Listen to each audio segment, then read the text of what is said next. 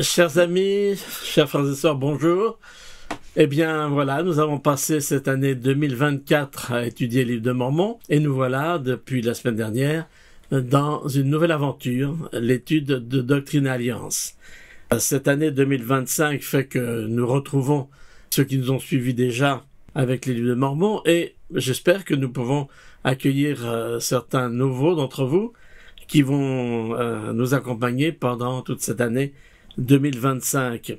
Cette année, comme l'année dernière, j'ai la joie de pouvoir avoir la collaboration experte et efficace de Valérie Toto qui va nous aider de ses points de vue, de ses lumières. Et je suis très content de la saluer ici pour tout ce qu'elle fait, parce que c'est avec ses nombreuses responsabilités qu'elle a déjà, c'est super de la voir. Je n'oublie pas bien évidemment Aline Conti. J'espère que vous êtes nombreux à suivre la pensée d'Aline chaque semaine, qui est une vision peut-être un peu plus personnelle des sujets, des thèmes et des doctrines, ou de la doctrine que nous allons étudier.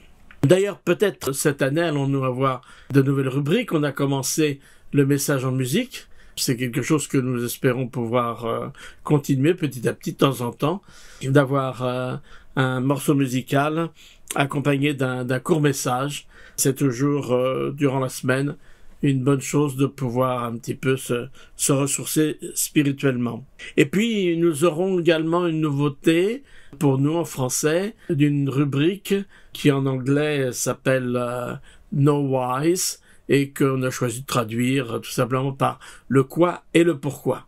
Donc ces sections-là vous aideront à approfondir un peu mieux certains points particuliers ici, donc des doctrines d'alliance.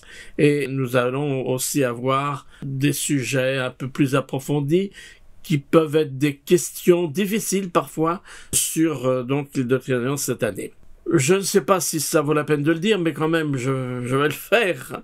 Doctrine et alliance, doctrine au singulier, car il n'y a qu'une seule doctrine, et des alliances, avec un S bien sûr, car, comme vous le savez, il y a plusieurs alliances. Tout au plus pourront-on parler de points de doctrine, évidemment, si on veut utiliser un pluriel, pour faire allusion à des aspects particuliers de la doctrine de l'Église. Mais voilà, je pense que vous aviez déjà remarqué, donc on ne fait pas la liaison de doctrines et alliances, puis il n'y a pas de S à doctrine. Doctrine et alliance. Mais bon, voilà. Ainsi, allons les détails, nous allons pouvoir véritablement entrer dans le vif du sujet. Cependant, avant d'étudier ensemble la section 1, qui, vous le savez, est appelée la préface, j'aimerais justement jeter un coup d'œil sur l'introduction que vous avez dans vos livres des doctrines d'alliance. Lisez-le, relisez-le vous-même, c'est passionnant, il y a des choses intéressantes, et j'aimerais qu'on en lise quelques passages, et en particulier dès le premier paragraphe où nous lisons « Le livre des doctrines et alliances est un recueil de révélations divines et de déclarations inspirées données en vue de l'établissement et de l'administration du royaume de Dieu sur la terre dans les derniers jours. Bien que la plupart des sections s'adressent aux membres de l'Église de Jésus-Christ des Saints des derniers jours, les messages, les avertissements et les exhortations sont pour le profit de toute l'humanité et invitent tous les peuples, en tout lieu, à entendre la voix du Seigneur Jésus-Christ, qui leur parle pour leur bien-être temporel et leur salut éternel. » Au départ, en effet, ces doctrines d'alliance sont données pour un petit groupe de gens, quelques dizaines, voire centaines de convertis qui se sont joints à l'Église, et c'est avant tout à eux qu'est donné le message. Mais c'est tout à fait intéressant parce qu'on s'aperçoit dès ce texte de la préface de la section 1 que, en fait, le Seigneur invite toute l'humanité. Et ça, je crois que c'est une chose intéressante qu'il faut souligner, c'est que, en effet, ce qui caractérise ce livre canonique par rapport aux autres écritures, c'est qu'il s'adresse à toute l'humanité et qu'on y entend, plus que dans n'importe quel autre livre d'écriture, la voix du Sauveur. Dans les révélations, on entend la voix tendre mais ferme du Seigneur Jésus-Christ, parler de nouveau dans la dispensation de la plénitude du temps. et l'œuvre qui est inaugurée dans ces pages a pour but de préparer sa seconde venue, accomplissant et confirmant les paroles de tous les saints prophètes depuis le commencement du monde. Alors c'est une caractéristique qu'il faut souligner des Doctrines et Alliances. Les autres écritures nous sont parvenues dans des textes fort anciens, comme vous le savez, et sont des traductions. L'Ancien Testament, bien sûr, plusieurs langues anciennes, dont surtout l'hébreu. Le Nouveau Testament, vous le savez, est écrit en grec, puis traduit en latin. Le livre de Mormon lui-même nous parvient sous sa forme d'égyptien réformé, traduction que Joseph Smith en fera, traduction inspirée en anglais. Or, les Doctrines et Alliances sont le seul livre qui nous parvient directement en anglais, puis ensuite, bien évidemment, dans nos différentes langues, comme ici, pour nous, le français. Donc, on est à la proximité de la parole de Dieu, qui nous dit directement ce que nous devons entendre et comprendre, et que, bien évidemment, c'est plus que jamais adapté à notre époque. Il y a une autre leçon que nous donne Doctrines et Alliances sur la nature de la révélation. Ces révélations sacrées étaient données en réponse à des prières, lorsque la nécessité s'en faisait sentir, et découlaient de situations vécues, impliquant des personnes réelles. Le prophète et ses compagnons recherchaient l'aide divine, et ces révélations attestent qu'ils la recevaient. Dans les révélations, on voit le rétablissement et le développement de l'évangile de Jésus-Christ et l'inauguration de la dispensation de la plénitude du temps. Voilà, nous avons là, en fait, les deux sources principales, on pourrait dire, des révélations contenues dans les Doctrines et Alliances.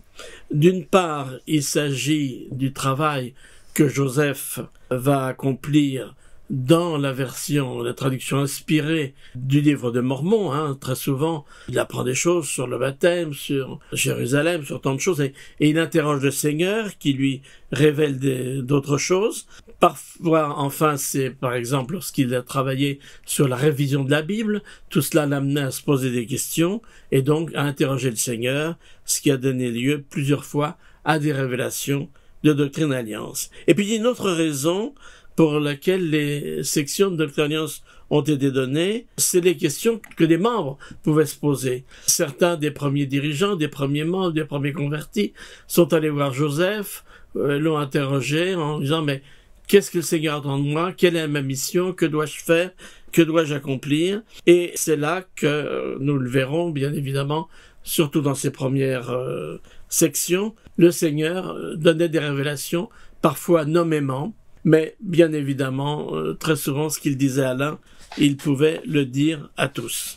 Alors, jetons un coup d'œil justement, puisque nous parlons de révélation, à la table chronologique. Donc, juste après l'introduction que vous avez dans le livre de Doctrines et Alliances, sur lequel nous reviendrons parce qu'il y a encore d'autres détails sur le témoignage des témoins, etc., vous avez une table chronologique.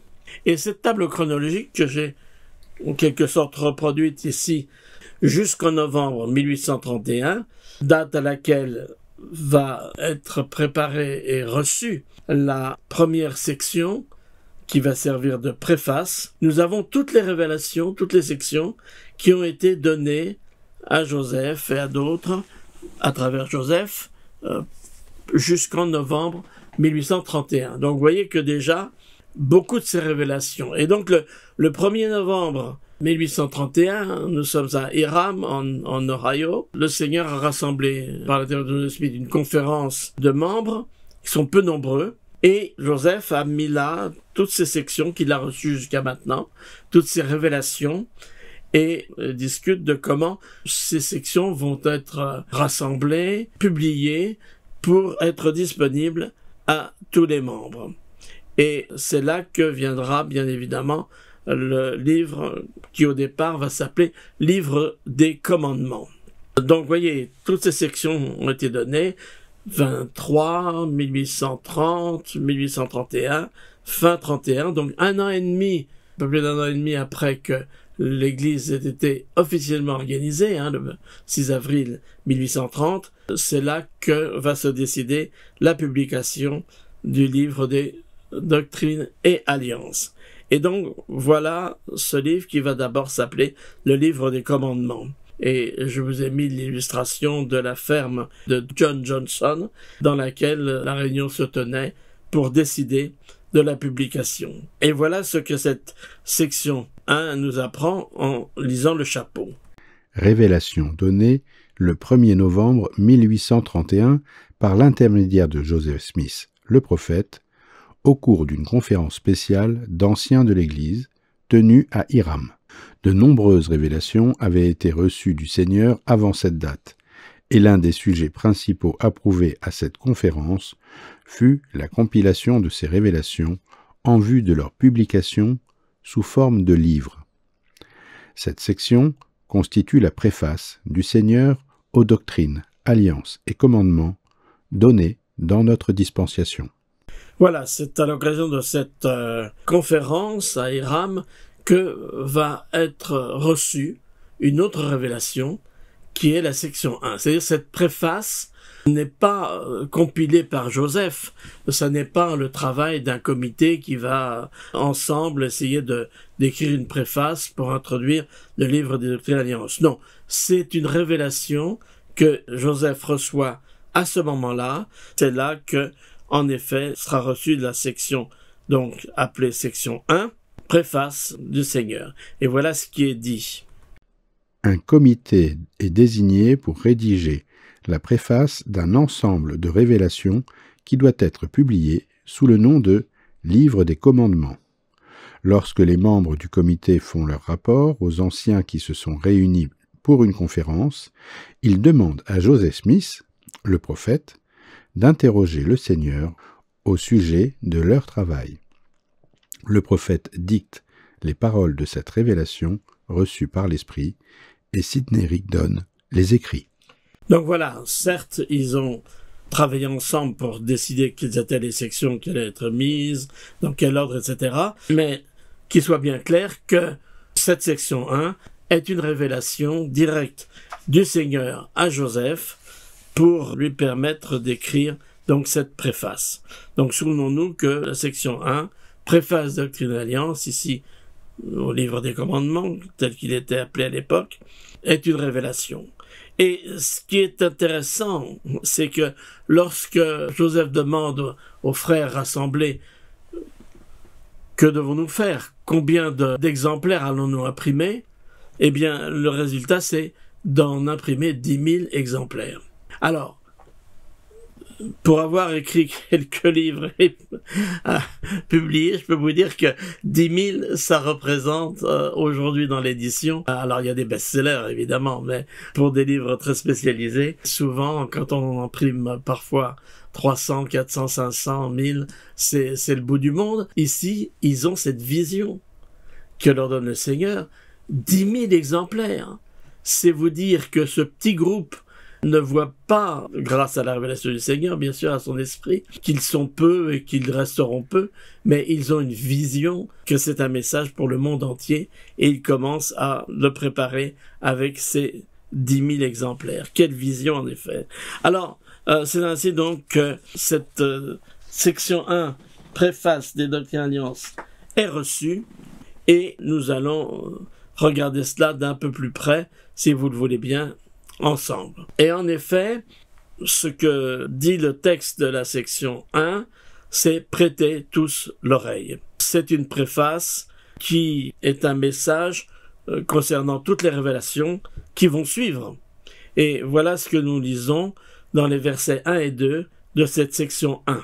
« Écoute, ô peuple de mon Église, dit la voix de celui qui demeure en haut et dont les yeux sont sur tous les hommes. Oui, en vérité, je le dis, écoutez, peuple lointain. Et vous qui êtes dans les îles de la mer, prêtez tous l'oreille. Car, en vérité, la voix du Seigneur s'adresse à tous les hommes, et il n'en est aucun qui puisse s'y dérober. Et il n'est pas d'œil qui ne verra, pas d'oreille qui n'entendra, pas de cœur qui ne sera pénétré. » Voilà, donc, lorsque le Seigneur s'adresse pour donner cette préface, cette section 1, il ne s'adresse pas simplement aux quelques membres qui sont là rassemblés. Il s'adresse déjà au monde entier, à toute l'humanité, celle qui est là, celle qui est à venir, et pour dire que ce message parviendra à tous les hommes. Récemment, le président Nelson, vous le savez, à l'occasion de son 100e anniversaire, nous a invités de penser à la parabole des 99 brebis et de la 100e brebis qui était perdue. Véritablement, si nous voulons changer notre famille, notre paroisse, notre communauté, notre société, le monde entier, il suffit que chacun d'entre nous se focalise sur le 1, l'individu, la personne souvent la plus proche, afin que les 99 soient touchés. Ce que je veux dire par là, c'est que le Seigneur n'attend pas de nous nécessairement que nous nous concentrions sur le monde entier, mais si déjà nous pouvons nous concentrer sur notre prochain, celui qui est proche de nous, alors, je dirais par un effet de domino, si je puis m'exprimer ainsi, tout le monde va être touché. Et écoutez ce qui est dit au verset 4 au verset 7. Et la voix d'avertissement s'adressera à tous les peuples, par la bouche des disciples que je me suis choisi en ces derniers jours. Et ils iront, et nul ne les arrêtera, car c'est moi, le Seigneur, qui le leur ai commandé. Voici, ceci est mon autorité, et l'autorité de mes serviteurs, et ma préface au livre de mes commandements, que je leur ai donné à publier pour vous, ô habitants de la terre. Craignez donc et tremblez, ô peuple, car ce que moi, le Seigneur, j'y ai décrété, s'accomplira. Il y a donc une sorte d'interdépendance dans le plan de Dieu. Si on s'occupe de notre part, eh bien, tôt ou tard, on sauvera le monde. Vous connaissez peut-être cette petite histoire sympathique où le père de famille veut lire son journal tranquille, et puis son fils vient sans arrêt le déranger parce qu'il voudrait que le père s'occupe de son fils. De guerre lasse, le papa prend une feuille de magazine, la coupe en petits morceaux sous forme de puzzle et dit à son fils, ben voilà, tu reviens quand tu as tout mis en ordre. 1 minute et demie après, le gamin revient avec l'image parfaite du monde, c'est une image qui représente la Terre dans l'espace, etc. Et son père étonné lui dit, mais comment as-tu fait? Et puis le gamin, qui avait tout scotché, retourne et il y a l'image d'une famille de l'autre côté. La leçon, c'est que si on met la famille en ordre, le monde sera également mis en ordre. Alors, je crois que cette petite parabole, si je puis dire, est là pour nous aider. Si nous-mêmes, nous accomplissons notre part du puzzle, si je puis dire, si nous essayons de mettre notre famille en ordre, eh bien, de proche en proche, le monde entier retrouvera un meilleur état. Je vais maintenant redire bonjour et saluer chaleureusement Valérie et lui laisser la parole pour quelques-unes des diapositives et présentations que nous allons avoir maintenant. Car en effet, cette section 1 préface de l'Alliance nous invite à nous préparer. Bonjour Christian, bonjour à tous. Je poursuis la lecture de cette voix d'avertissement, les versets 8, 11 et 12. Et en vérité, je vous dis qu'à ceux qui vont porter ces nouvelles aux habitants de la terre et donner pouvoir de sceller, tant sur la terre que dans les cieux, les incrédules et les rebelles. C'est pourquoi la voix du Seigneur s'adresse aux extrémités de la terre, afin que tous ceux qui veulent entendre, entendent. Préparez-vous pour ce qui va arriver, car le Seigneur est proche. Alors cette dernière phrase, le Seigneur est proche, naturellement, elle est interprétée comme voulant dire que la seconde venue va se produire bientôt. Et c'est vrai que la doctrine des saints des derniers jours est millénariste, c'est-à-dire que nous croyons au retour littéral du Christ pour une période de 1000 ans, qui inaugurera son règne, ce qu'on appelle le millénium. Mais dans le contexte des débuts du rétablissement, cela ne va pas signifier que Jésus revient demain. Et dans Doctrine et Alliance, on aura bien l'occasion cette année de voir de nombreuses expressions comme l'heure est proche, le moment est proche, le grand jour est proche, qui signifie un petit peu plus clairement que la seconde venue est proche. proche à la manière du Seigneur en tout cas. Et c'est vrai qu'aujourd'hui, nous pouvons dire que la seconde venue est plus proche que jamais. Mais néanmoins, nous ne connaissons ni le jour ni l'heure. Et dans cette première section de Doctrine et Alliance, il est possible que le sens soit différent. C'est le Seigneur qui est proche, c'est pas sa venue. Et c'est intéressant, ce sens un petit peu différent, que le Seigneur lui-même soit proche. Est-ce qu'il est proche de nous? Oui, il est proche de nous pour nous guider, pour nous soutenir, pour nous aimer. Et cette préparation à son retour, ce rétablissement qui se poursuit, nous le faisons grâce à son autorité. Comme le dit le verset 6. Dans tout ce que nous avons à faire, nous, en tant que disciples, en tant que parents, en tant que dirigeants, il est près de nous et nous assiste. Et plutôt ici que de se focaliser sur un sens apocalyptique de fin des temps, donc comme je l'ai dit, qui viendra dans d'autres sections. Et c'est important pour nous de nous rappeler qu'il est proche de nous dans notre vie de tous les jours. Et il nous fait cette exhortation puisqu'il répète à 2 reprises « Préparez-vous, préparez-vous ». Et je trouve intéressant de savoir que le Seigneur est proche de nous dans notre préparation. Il peut nous guider, il peut nous inspirer, nous fortifier dans notre préparation. Que notre préparation soit spirituelle et matérielle. Nous avons besoin de lui pour nous guider, pour nous préparer de la bonne manière. Les versets 13 à 16 maintenant. « Et la colère du Seigneur est allumée, et son épée s'est enivrée dans les cieux, et elle tombera sur les habitants de la terre. Et le bras du Seigneur sera révélé, et le jour vient, où ceux qui ne veulent pas écouter la voix du Seigneur, ni la voix de ses serviteurs, et qui ne prêtent pas attention aux paroles des prophètes et des apôtres, seront retranchés du milieu du peuple, car ils se sont écartés de mes ordonnances et ont rompu mon alliance éternelle.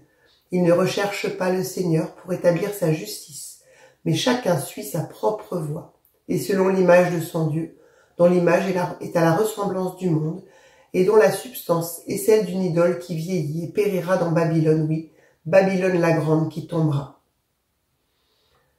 En d'autres termes, le Seigneur, dans un esprit de miséricorde, nous invite à venir à lui. Mais cela ne peut se faire que si nous respectons ses alliances et les ordonnances de l'Évangile. Mais si nous choisissons un autre Dieu, ce qui en général en revient à nous suivre nous-mêmes et à nos propres désirs, nous tomberons avec Babylone. Je trouve ça intéressant cette écriture parce que je vois bien son application dans le monde dans lequel nous vivons et certainement qu'à l'époque de Joseph Smith, elle pouvait se comprendre un petit peu différemment, même si au fond, le sens est toujours de se suivre soi-même et de faire preuve d'orgueil et de ne s'écouter que soi-même. Mais les manifestations que cela prend sont certainement différentes de nos jours, de la façon dont ça se manifestait à l'époque.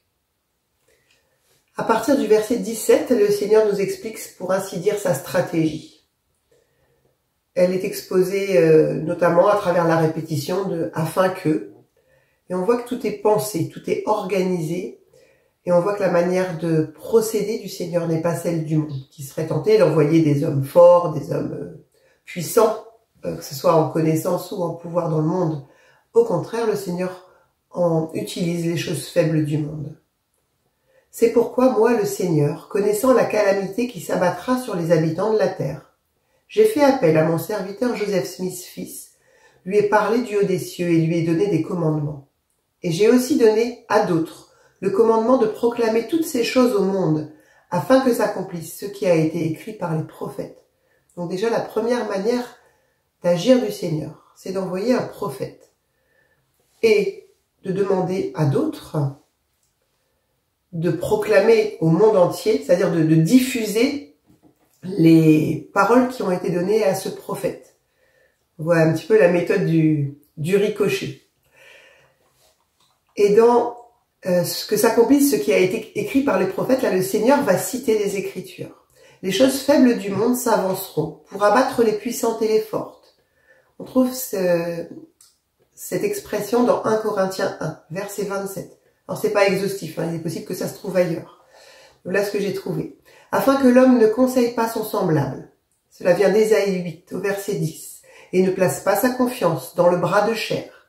Cela vient de Jérémie 17, verset 5. On trouve aussi ça dans 2 Néphi 28, au verset 31, mais afin que chacun parle au nom de Dieu, le Seigneur, le Sauveur du monde. Et c'est intéressant, le Seigneur envoie un prophète de nos jours, et ce prophète aujourd'hui accomplit les paroles des prophètes anciens. Donc le Seigneur inscrit son œuvre dans la durée. Et c'est une façon de montrer que son œuvre est toujours la même au fil des temps. Et là, il décrit la raison de sa manière de procéder, afin que la foi grandisse sur la terre, afin que mon alliance éternelle soit établie, afin que la plénitude de mon évangile soit proclamée par les faibles et les simples, jusqu'aux extrémités du monde, et devant les rois et les gouverneurs. Et cela a commencé par le jeune Joseph, qui a si souvent été vilipendé et critiqué. Et cela s'est poursuivi par les dirigeants, par les prophètes aujourd'hui. Et cela se poursuit également avec nous, parents, enfants. C'est le modèle par lequel le royaume de Dieu sur la terre doit être établi. Les choses faibles du monde, c'est-à-dire les faibles et les simples, proclament la plénitude de l'évangile au monde. Ce fut le modèle utilisé par Jésus et ses apôtres. C'est toujours le modèle de nos jours. En commençant par le jeune Joseph Smith, qui a si souvent été vilipendé et critiqué, qui était sans instruction. En continuant par les prophètes et les autres dirigeants. Mais également nos missionnaires aujourd'hui, si jeunes et si expérimentés qui parcourent le monde pour prêcher la parole. Et bien évidemment, nous-mêmes.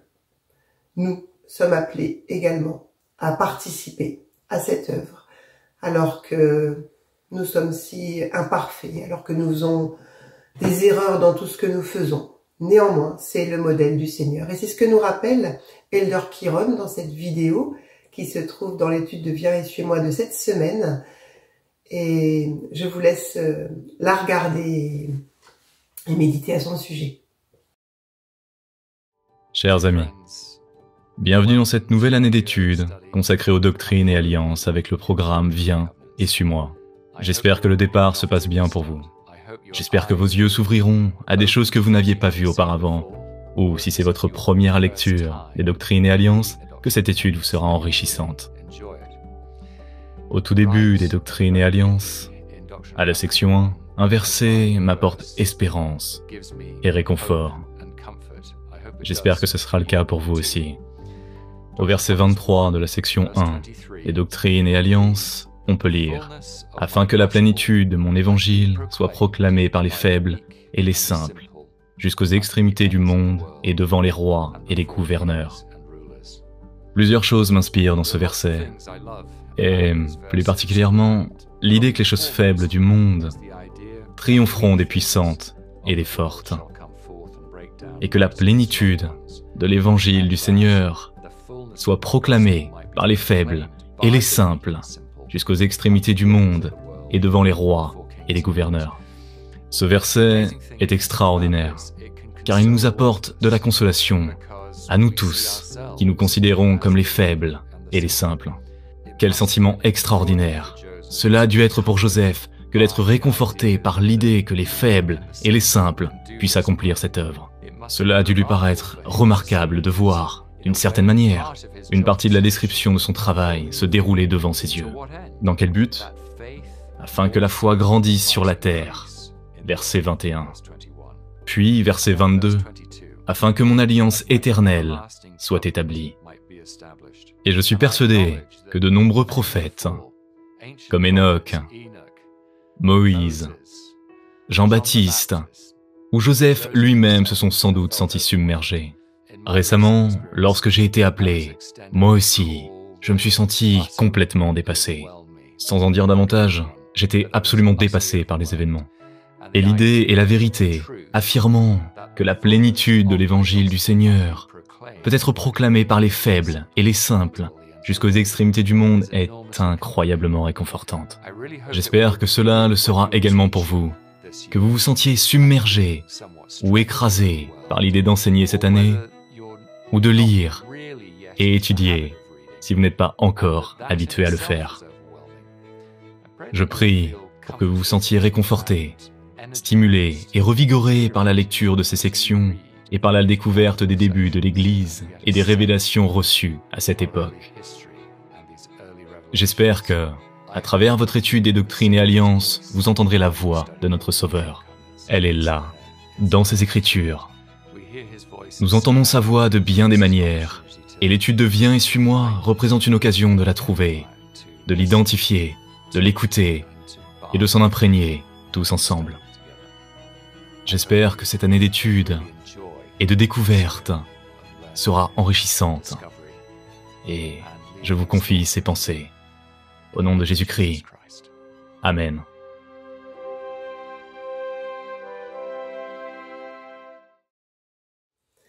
Le Seigneur poursuit. Voici, je suis Dieu et je l'ai dit. Ces commandements sont de moi et ont été donnés à mes serviteurs dans leur faiblesse, selon leur langage, afin qu'ils les comprennent. Et que, après avoir reçu les annales des Néphites, mon serviteur Joseph Smith, fils, et, grâce à la miséricorde de Dieu et par la puissance de Dieu, le pouvoir de traduire le livre de Mormon, et aussi afin que ceux à qui les commandements ont été donnés aient le pouvoir de poser les fondements de l'Église et de la faire sortir de l'obscurité et des ténèbres, elle qui est la seule Église vraie et vivante sur toute la surface de la terre, et en laquelle, moi, le Seigneur, je me complais. Et je parle ici à l'Église dans son ensemble, et non aux membres individuellement. Je trouve ça très puissant d'avoir cette expression, la seule Église vraie et vivante, employée non pas dans la bouche de l'un d'entre nous en faisant un témoignage un jour de jeûne, mais vraiment cette expression qui sort de la bouche du Seigneur. Je trouve ça vraiment très très puissant. Donc, le Seigneur continue d'exposer sa méthode. Nous avons reçu un prophète, vous pouvez reprendre le verset 27 si vous voulez, qui nous a transmis les commandements du Seigneur, qui a traduit le livre de Mormon. Et le livre de Mormon, nous le savons, est un instrument essentiel pour établir l'Église et lui permettre de sortir de l'obscurité. C'est un instrument essentiel pour que l'Évangile rétabli soit diffusé sur la terre entière, en raison de la clarté de la doctrine qui s'y trouve. Et autre passage que j'aime énormément, c'est à la fin ici on voit que si le Seigneur se complaît dans l'Église, dans son ensemble, c'est ce qu'il dit, nous avons encore beaucoup à accomplir pour qu'il puisse se complaire en chacun d'entre nous. Parce qu'il dit qu'il parle à l'Église dans son ensemble et non aux membres individuellement. Et là, il nous faut toute une vie pour surmonter nos faiblesses et pour que le Seigneur puisse se complaire en chacun d'entre nous, chacun des membres de son Église.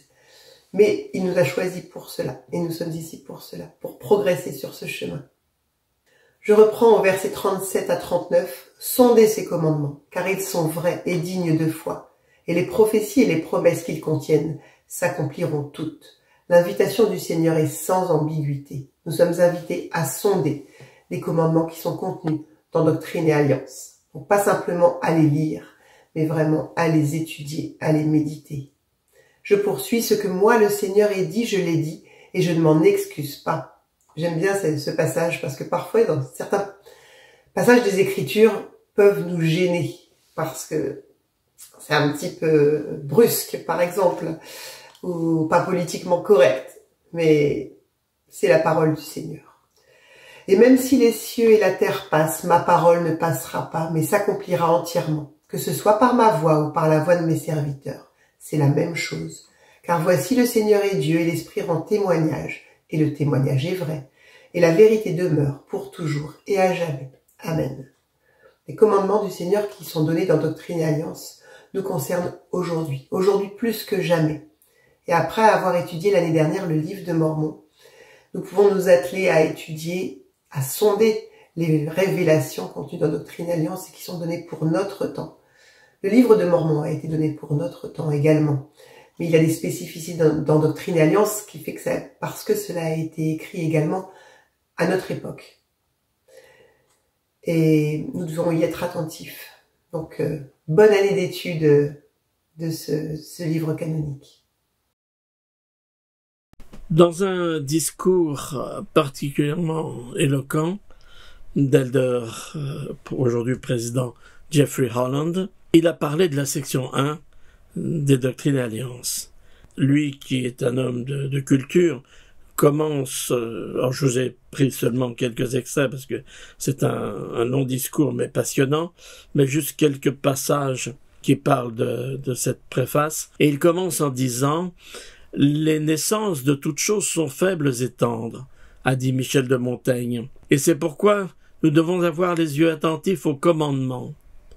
Dans ce chapitre, je souhaite attirer notre attention sur le début des doctrines et alliances, la section 1 en particulier, révélée par le Seigneur comme la préface du livre des commandements. Et il continue disant « En examinant la section 1, il est aussi évident qu'important de noter qu'il ne s'agit pas de la première révélation du prophète Joseph, ni de la 20e, ni de la 50e. Comme vous le savez, elle a été reçue à Hiram, dans l'Ohio, le 1er novembre 1831. Après que plus de 60 des révélations qui constituent aujourd'hui les sections des doctrines et alliances eurent été reçues. Dans l'ordre, elle a été reçue après ce que nous appelons aujourd'hui la section 66 et avant la section 67. Et il continue en expliquant le côté central de cette section 1 et il nous dit ainsi, le témoignage crucial de la section 1 concernant le rôle prophétique et la divinité du processus de révélation ne réside pas seulement dans son contenu, mais aussi dans le contexte historique dans lequel il a été reçu. En ce sens, ce qu'il est aussi important pour le rétablissement que ce qu'il dit. D'une manière très concrète, la foi des premiers frères et leur engagement vis-à-vis de ces révélations étaient en jeu lors de la compilation de ces sections. Ils devaient tout simplement savoir, ou devaient apprendre à savoir, qu'en dépit des questions de grammaire, d'usage et de formulation, ces révélations n'étaient pas simplement le fruit d'une imagination vive et fructueuse. L'avenir de la nouvelle Église était en jeu. Ou plus précisément, le salut d'âme individuel était en jeu. Pour eux et pour nous, le commandement du Seigneur est simple et sans ambiguïté. Examinez ces commandements car ils sont vrais et fidèles, et les prophéties et les promesses qui s'y trouvent s'accompliront toutes. Ce que moi, le Seigneur, j'ai dit, je l'ai dit, et je ne m'excuse pas moi-même. Et même si les cieux de la terre passent, ma parole ne passera pas. Mais tout s'accomplira, que ce soit par ma propre voix ou par la voix de mes serviteurs, c'est la même chose. Voilà, ces versets de la section 1, 37 et 38 nous aident à comprendre que ce que le Seigneur a dit va s'accomplir.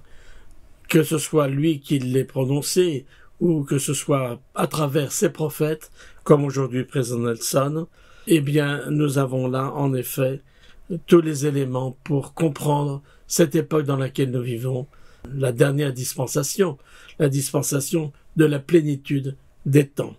Et j'espère que vous allez en effet être comme moi passionné du contexte historique, bien sûr, de la découverte de ce monde, de ses frères et de ses sœurs qui ont tant œuvré pour nous donner ce que nous avons aujourd'hui, et également, bien évidemment, de savoir que nous ne sommes pas laissés seuls dans cette époque.